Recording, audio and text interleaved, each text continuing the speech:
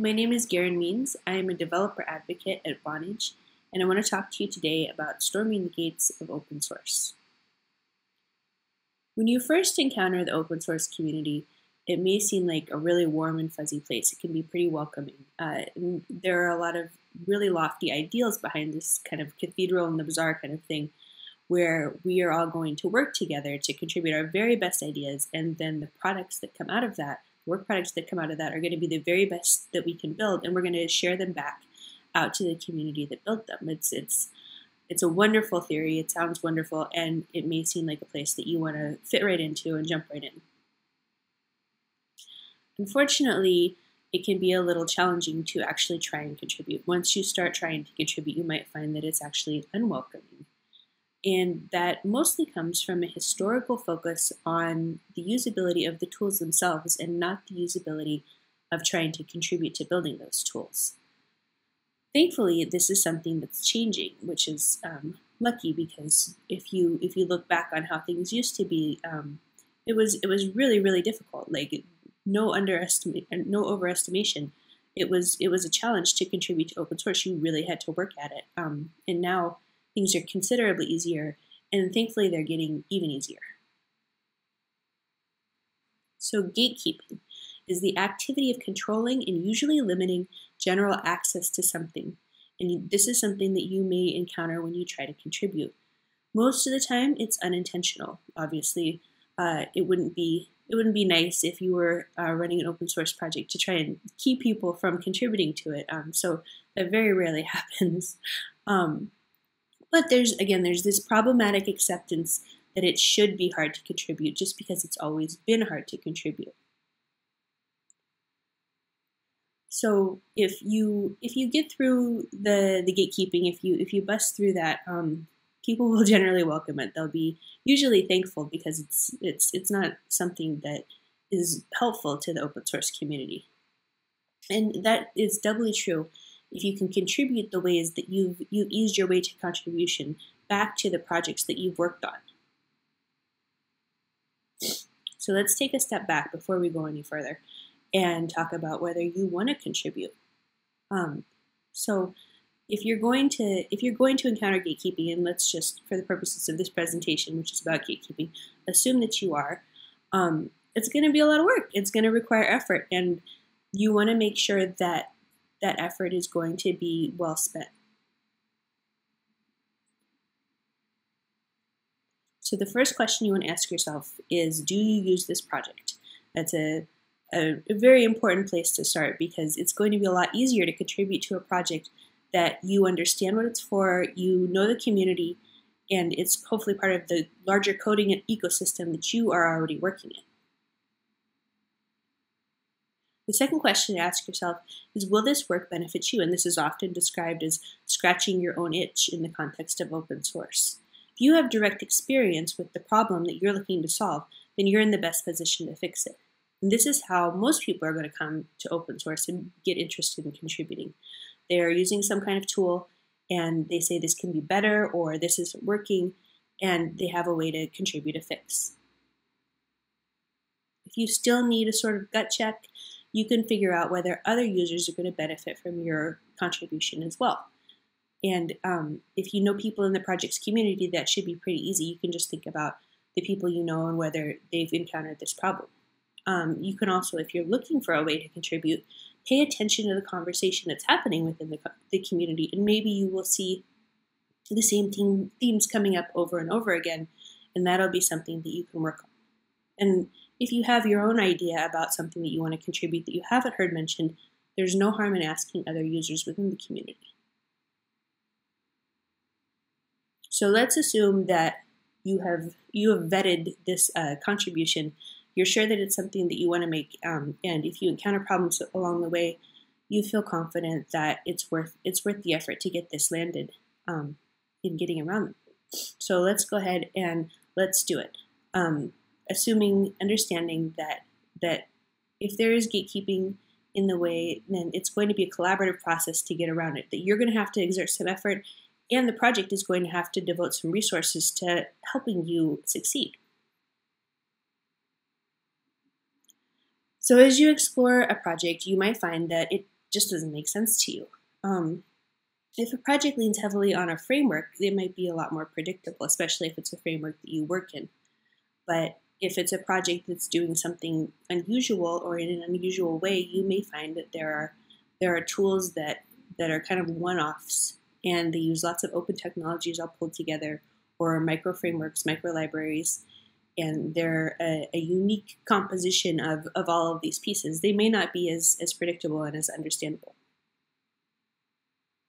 So you can first look to see whether there's a build step, because if you can look at the build scripts, you may get an idea what's actually living where.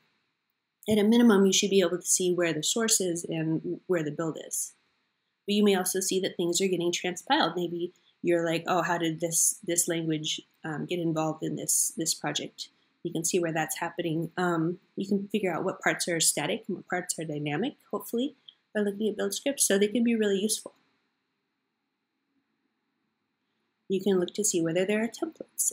If it's a visual project, then views or templates will usually show you the final product. And if you can find the templates and figure out how they're getting called, you may understand what sort of design pattern the project's using. So you can see if there's like a one-to-one relationship between the templates or the views and data models or controllers or something like that. And you can say, oh, this is MVC, or what have you, whatever project or whatever pattern it is. In general, your config files are kind of a secret map to a project. So if you poke around in these things, you can see how the final product is getting produced, which can be really helpful. You can also figure out the project style from linting configs, dependencies from dependency manager configs, and what it's going to look like when you run it in production. If there's a framework that the project is relying on, you can run the scaffolding tool if there's one associated with it. And hopefully that default architecture is going to give you an idea of what the project looked like before all the stuff was added to it. If there are a lot of options as part of the scaffolding tool, you can try toggling those around and see what different results you get, and that may help you pick apart why the architecture looks like it does. So that's another option if you've got a little bit of time. The really great move you can use if you are not understanding the architecture is to try to find a similar pull request and just model your work on that. And this is true for many difficulties that you might run into in terms of contribution. So you can look at what files it touched. You can see where the actual work got done, whereas what was just sort of updating, but what configs did need updating as part of it. And are there dyads or triads of different, again, models of used controllers or something like that that are all getting updated together rather than changes just happening mainly in one piece of code.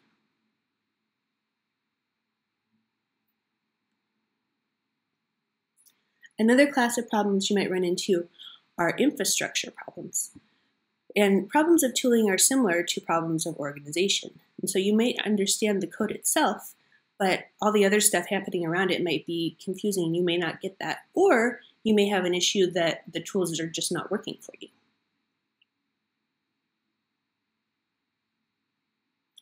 You can ask yourself first whether you need to install this globally, which is something that comes up a lot with tools, is how they should actually be installed. Because it may not be obvious to you how the tool is actually getting used. You may not be calling it directly, and maybe something else is calling it, some build script or something else.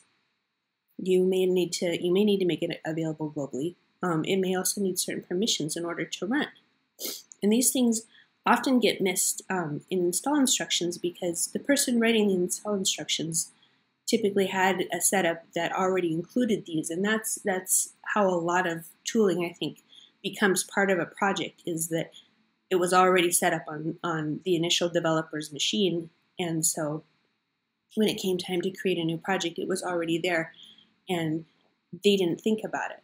And so it can be really difficult for them to then go backward and say, okay, you need to install this, this, this, this, and configure it this way. And so that's the other thing. Does it need a config file? Because you might have the tool, but it might be installed with a default configuration. Or there may be a config that's supplied by the project, but you may have to take a manual step in order to make it override the config that you have. if it does need a config, it may be out of scope for the project to supply it for any number of reasons. And so you may need to go in and make a change to your config that is just sort of a one-off, one-line change. You can always ask if the tool is still used, because sometimes the tool will get abandoned without actually being removed from the larger process. Let's say you have a linter, and every time you run the tests, the linter fails because you've changed the way you're doing things, or just some setting is incorrect. And so maybe it happens that you have a lot of stuff going on as a project, and rather than fixing the linter file or fixing an issue that's causing the linter to trip up, you're just like, right, let's just comment out the linter, and we'll come back to that later, and then later never comes. Complex installation instructions may contain references to outdated dependencies. And if a tool is only mentioned in one place, then it's probably worth double checking before you try to set it up if you're having issues when you try to set it up. Because it does happen sometimes that things just get forgotten. And especially with a larger project or one that's been going for a while, that can definitely happen. But it also happens with newer projects, because at the beginning of a project, you may be unsure what tooling stack you're going to be using, and so you may try a lot of things and then go through them fairly quickly. So always make sure you ask the question if you're running into trouble because of tooling. And when you do clarify that, that's always a helpful contribution to make back to the project. These kinds of things, again, have a tendency to get stale because there's no way to automate testing of installation instructions or anything like that. So if you can go back and update the installation instructions, the config files, whatever is causing you your problem, then that's probably a really helpful contribution. And it's a really important one, because with tooling, you really depend on the contribution of multiple different people with different setups in order to make it very clear and very consistent in terms of how it's going to work, because everybody's setup is different. And so only when you have multiple people looking at it and trying to use this can you really get a good beat on whether the instructions are complete. So you might find yourself in a position where the contribution you want to make is sort of a specific kind of knowledge, and the larger project is something that doesn't have a lot to do with it. Like maybe it's a framework you're not familiar with, or just something you haven't touched in a while, a language that has changed a little bit since last time you worked with it, or just a pattern you've never tried. All kinds of situations where you definitely can fix this one little part of it, but all the stuff that's going on all around it, like, is kind of something that you're not familiar with, or you're no longer familiar with. So hopefully there's an idiomatic way of doing things that's already expressed by the existing code, and you can just kind of copy that. If this is new code or a new project, then hopefully there's some boilerplate left over, maybe as part of a framework or a language or something like that. Obviously, you feel a lot more confident if you have a huge, larger understanding of the framework, the language, the ecosystem in general. But it can be really helpful if you just need to get in and get something done to look for a specific tutorial written about how to do X in framework Y or with language Y, or whatever the thing that's tripping you up is. If you can, you want to stick to the file types that you know. Write in the language that you're comfortable with, assuming it's still used in parts of the project. If you can code against the objects that you want to affect directly, then yeah, do that.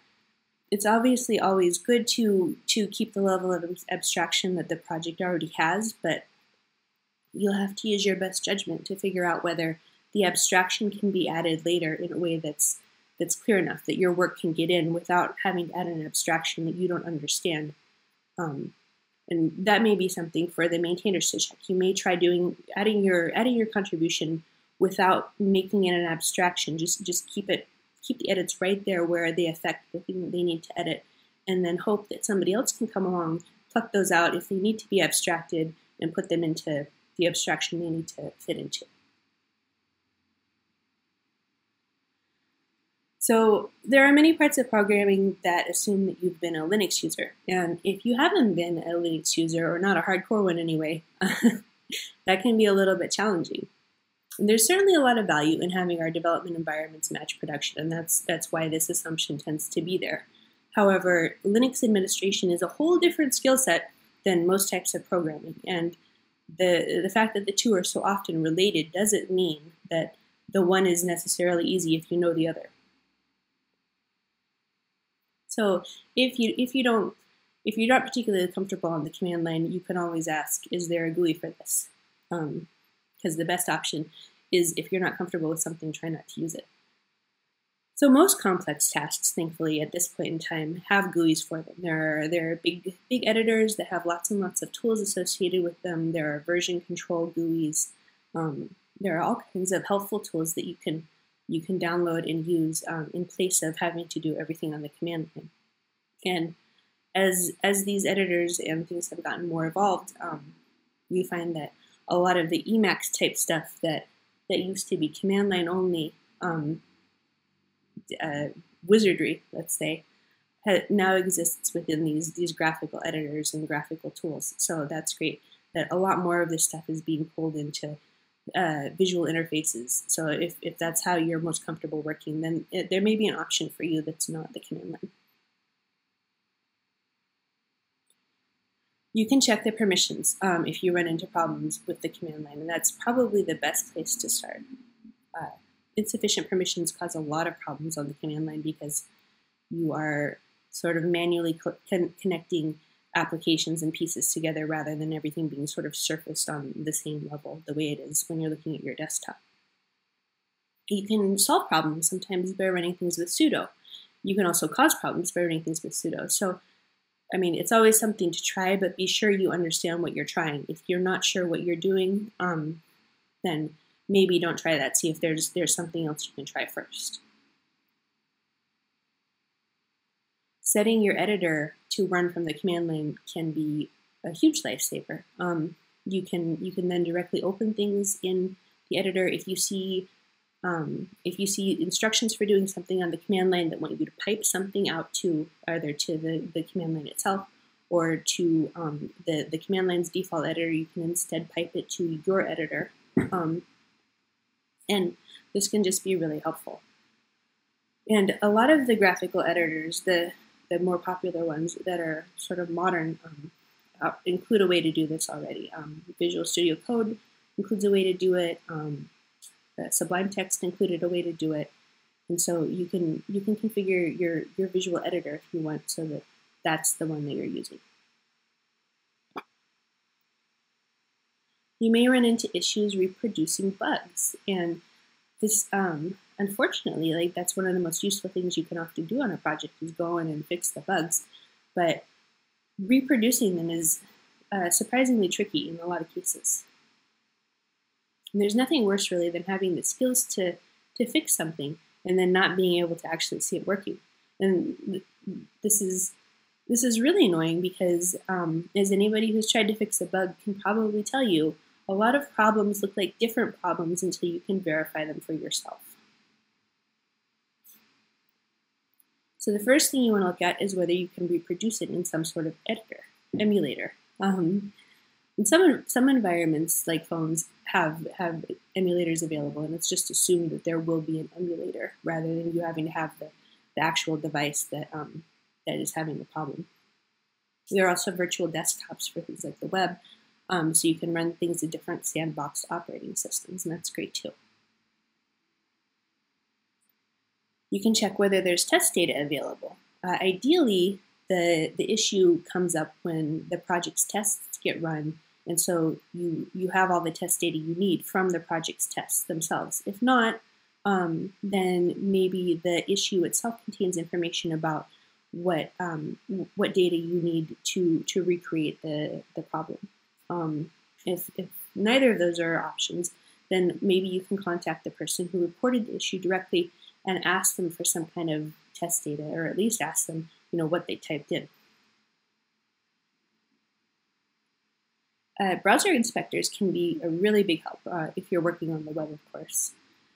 But thankfully, a lot of things get done on the web, and so hopefully you can leverage the power of browser inspectors if you run into issues reproducing things.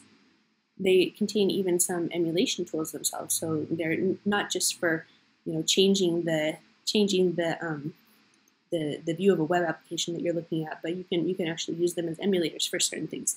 For instance, responsive design testing you can do with just your browser without having to have any sort of different device or anything like that, which is really handy, so that again you don't have to have a massive device library in order to reproduce bugs for a project that you just wanted to jump in and help with something. And there's always screen sharing if it comes down to it. It's a little bit Wild West, I guess, but it works. It's a good thing to do for significant bugs. Obviously, not for like little things. But if there's something significant, and especially if you're having trouble understanding the whole scope of the issue, getting somebody to demonstrate it on their own screen, there's no substitute for that. Especially because, again, it reveals issues that people might not think to mention.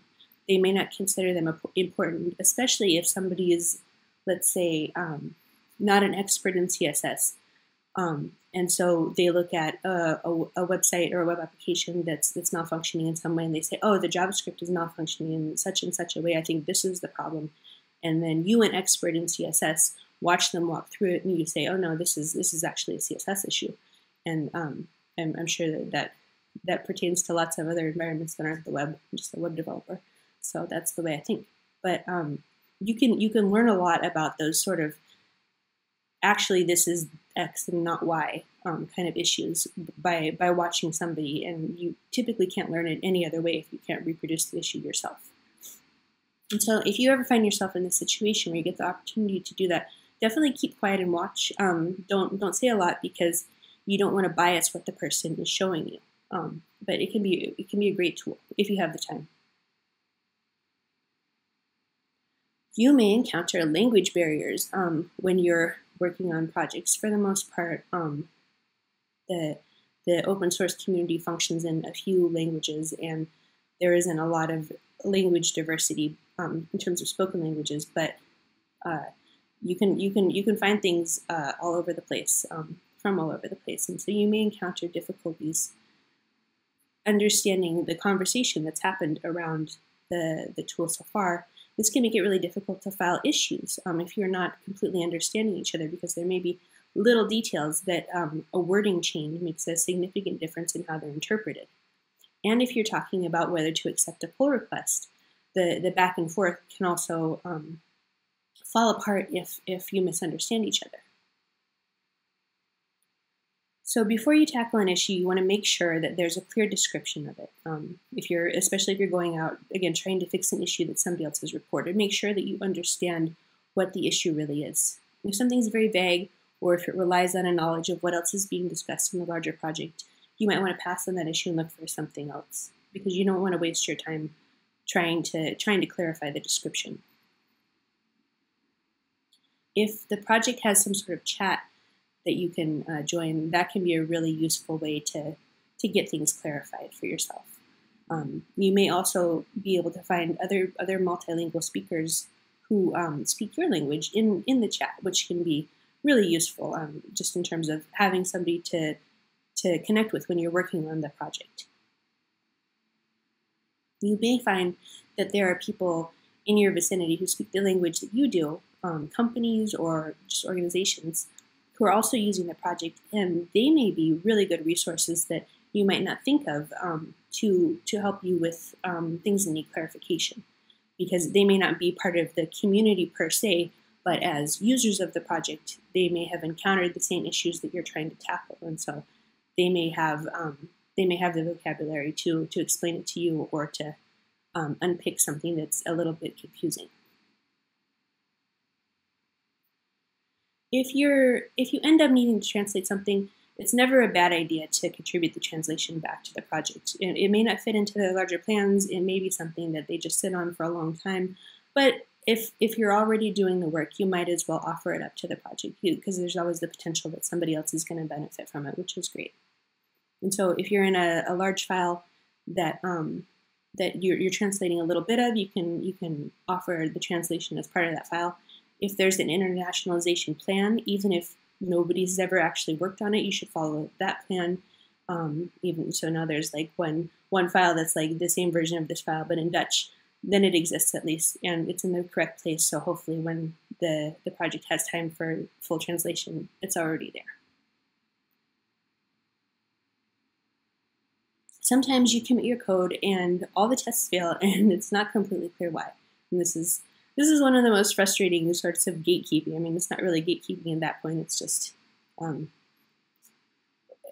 unfortunate. This is both discouraging and embarrassing when this happens, and this can really put you off, especially if you're a first-time contributor, because you've worked hard on your code, you've tested it on your machine, and then something's gone wrong, and that's frustrating. Don't give up. So you first want to check, obviously, whether you updated the tests. If they worked on your machine, then they should theoretically still work when you commit the code, but that's not always the case, of course.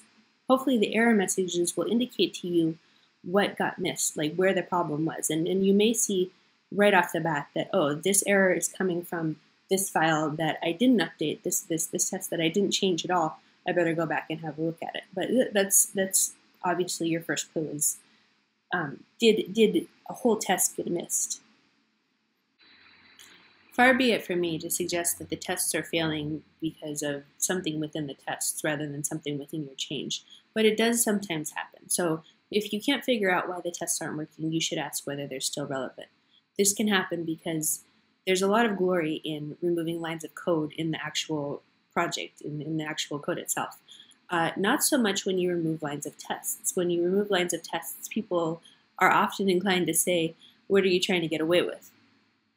And so some erroring tests may actually be artifacts of something else entirely that didn't get removed when it needed to be, and they may only be revealed by your code change, or they may have been issues for a long time.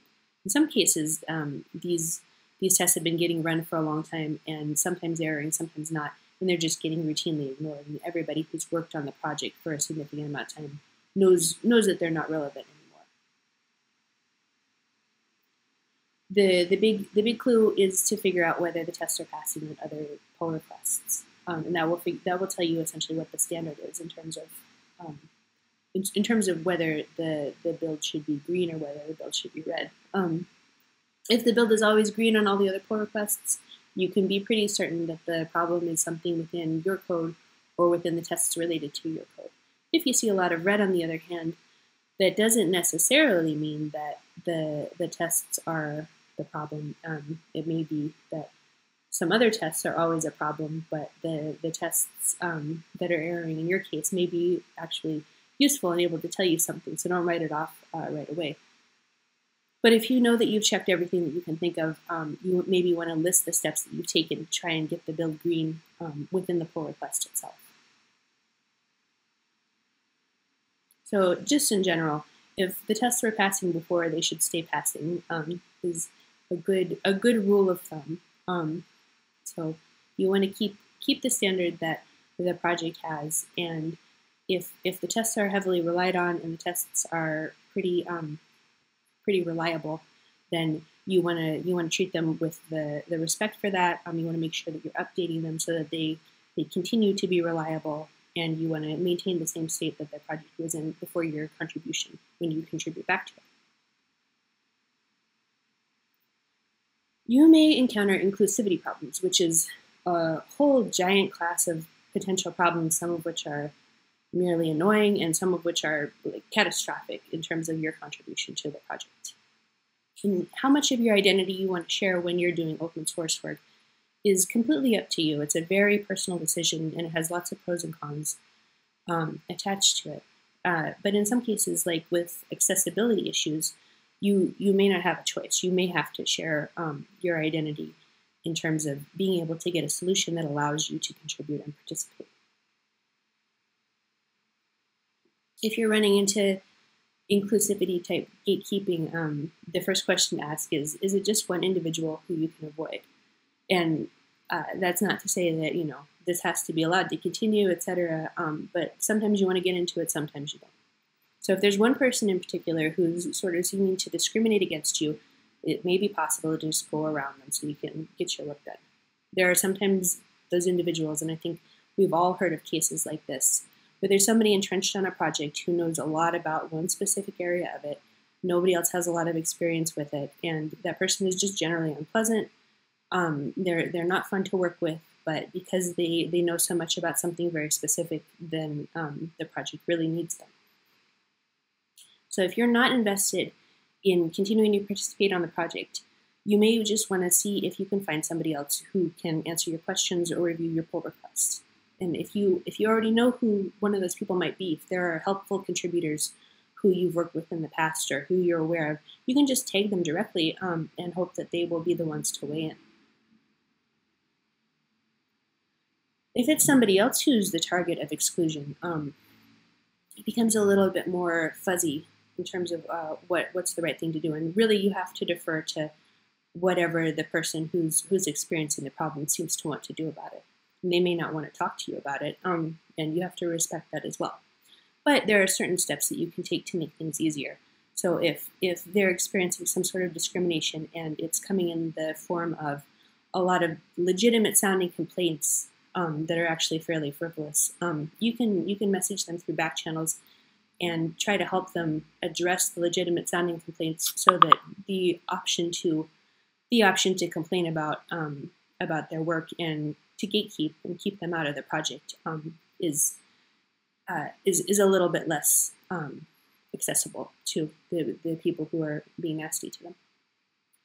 If you see overt discrimination or hate speech, and it's just over the top, it's just obvious, you don't have to be anybody special on a project or in a community or anywhere. You can just be an individual, a human person, and you can say that's not cool. You always have the right to say that's not cool.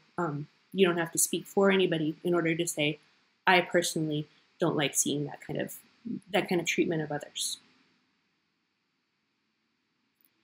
It's most important that you focus on the behavior, because really especially when we're online, like we have to consider that there's a lot of noise. There's a lot of noise. There's a lot of lack of clarity in terms of what people are saying to each other. So if there's problematic behavior, focus on the behavior that you want addressed, suggest a solution to it, and focus on that. And this is kind of easier to do with open source, because what you're really talking about are bugs. Like, these are bugs. These bugs are preventing people from contributing to the project and making the project better, and the project wants to stop that. The project ultimately benefits from fixing these bugs. And so if you deal with them as bugs, as behaviors that you want a solution to, it can be a lot more constructive and help you avoid getting bogged down in philosophical discussions. Ultimately, it's your choice which hills you want to die on. So if you're the one who's being excluded, you have to remember that it's not your responsibility to both contribute code to the project and to fix the project's culture. If you're up for a fight, and if you believe you'll make a positive change, you can certainly ask to fix the issue with the maintainers for future contributors. And you can pursue it as much as you want and put as much work into it as you want. On the other hand, if you want to just tell your friends through back channels what you experienced so that other people won't run into the same individuals or problems, you can also do that, and that's completely legitimate. If it's something that's affecting you, it's not your responsibility to fix it necessarily. You have to decide how invested you are in the project and how important it is to you to see it fixed. It's not any more your responsibility than finding every bug on the project.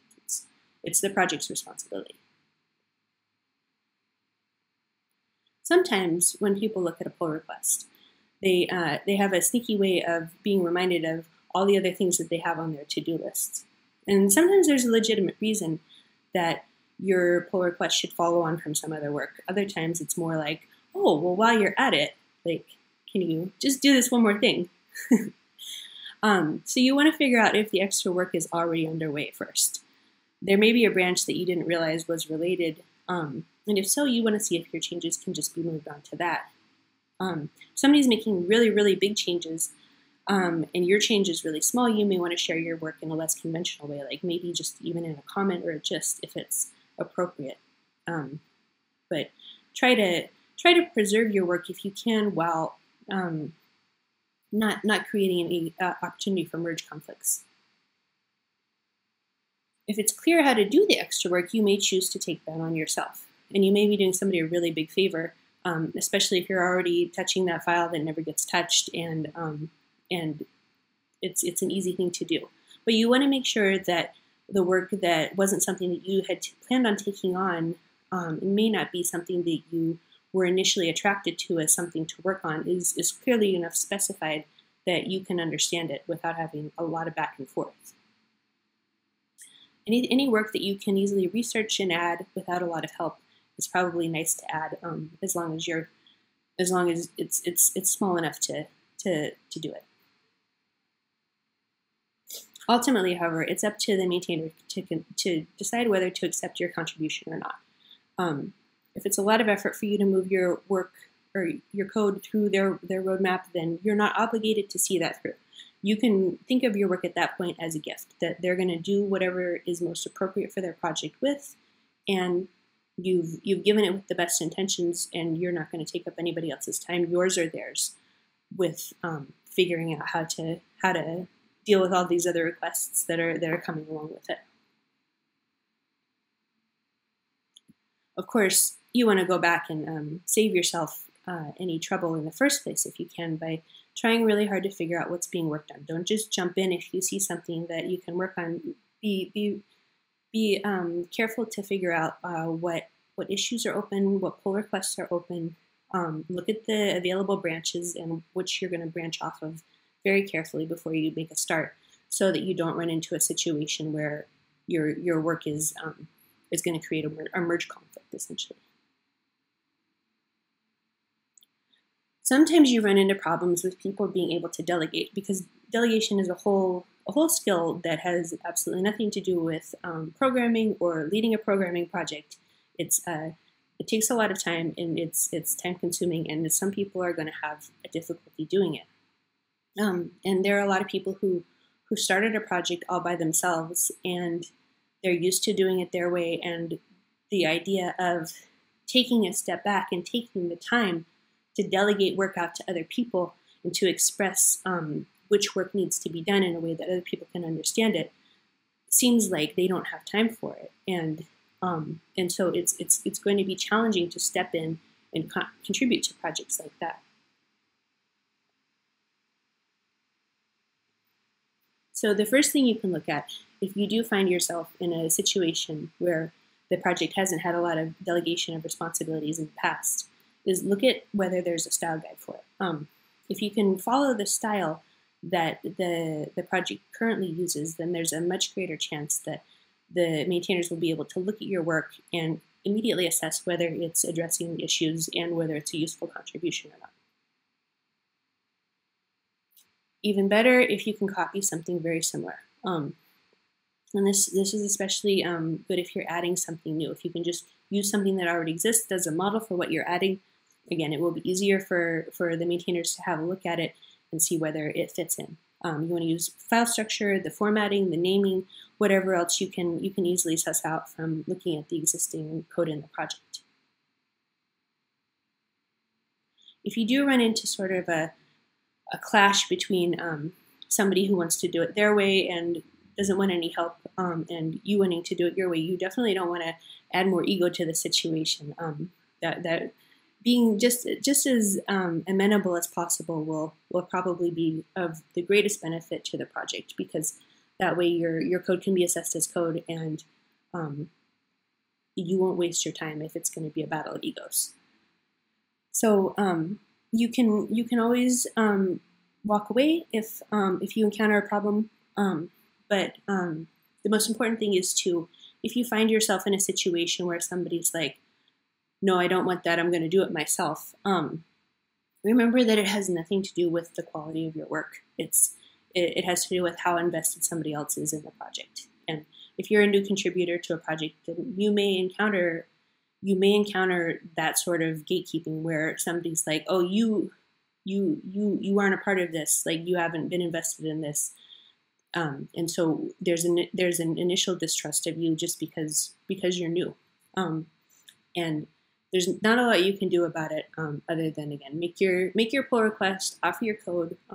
If they don't want it, then that's just how it goes sometimes.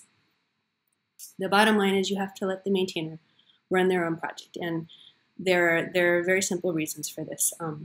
Basically, the maintainers of the project are the people who are going to be supporting your code if it's landed in the long term. And so they need to make sure that the code that they accept into the project fits their vision of the project and is something that they feel comfortable supporting.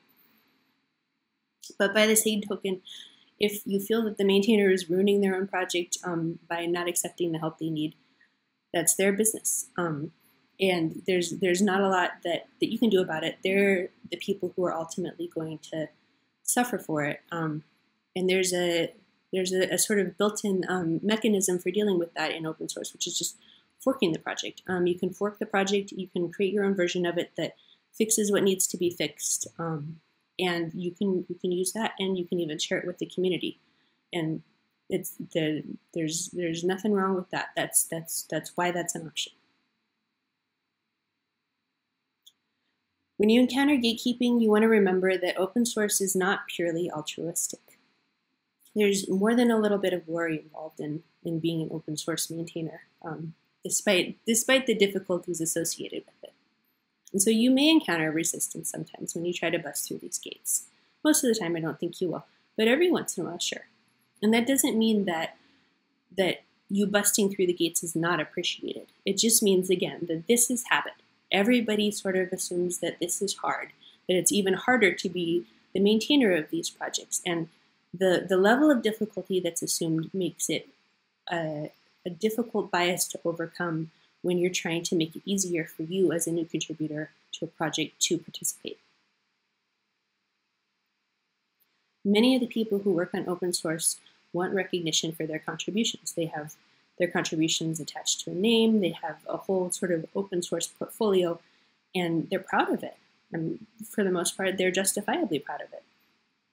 There are some who might even feel threatened by other people's contributions. For the most part, people believe that a rising tide lifts all boats. And so if you come along and you make good contributions too, and you make high quality contributions and pull requests, then people are going to see that you have sort of raised the level of competition, if you want to look at it that way. And people are going to be appreciative of that. When you encounter gatekeeping, you can think of open source as a sport, because it kind of is. This isn't your job. You're not doing it to put food on the table. You're not doing it because a business will succeed or fail based on this code. It's sort of like a game where we're figuring out how wonderful we can make these pieces of software. And it should be fun like a game, you can assume. Because we're seeing what we can do rather than doing something we have to do. And so if you look at it that way, then maybe knocking down these gates can even be fun. Maybe it can be part of playing this game. So that's all I've got. Thank you for listening, and I hope you can get out there and storm some gates.